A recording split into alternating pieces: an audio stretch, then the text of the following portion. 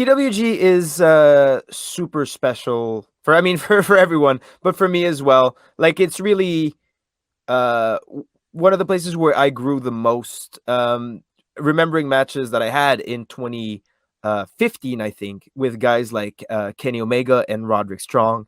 And that match with Kenny Omega was really one of the many moments in my career where I was like, oh boy, there is so much I haven't figured out yet about myself as a wrestler and pro wrestling as a whole. And just the way his brain worked at the time was completely amazing. And I was like, okay, I have to go and do that, right?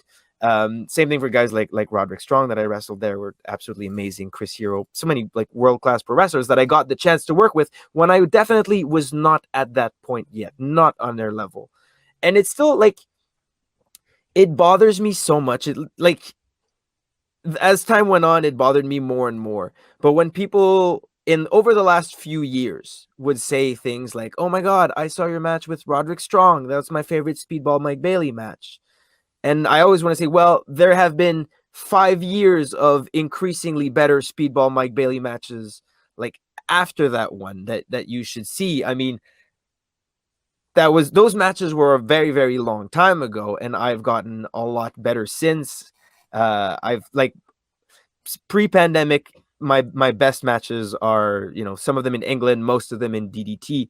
But to finally be back at PWG and get to show people this is what Speedball Mike Bailey can do now. This is the new, more polished version, and I want you guys to remember this and forget about the young unpolished kid who got his ass beat by Roderick Strong, and remember who I am now. And to get to do that with Bandito in my first match back, who is he and I had another fantastic match in Germany in 2020, right before the pandemic, as part of their 16-carat tournament.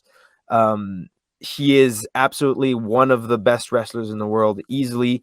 It's no secret. Everyone knows by now. He's been on top of Ring of Honor.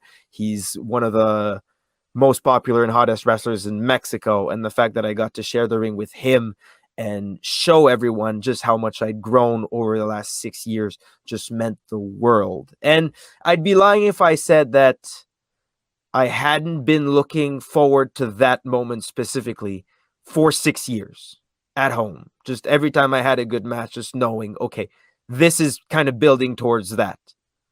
I don't think that, so there isn't like a fire, or like there isn't, I don't have a chip of my shoulder. I'm nothing but, grateful. I like, even talking about how frustrating it is that, I was unable to enter the United States.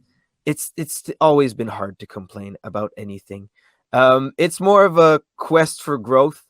My biggest accomplishment in life is that I've been happier than the previous year for every year of my life. And I mean, I'm happy that I'm able to keep that going.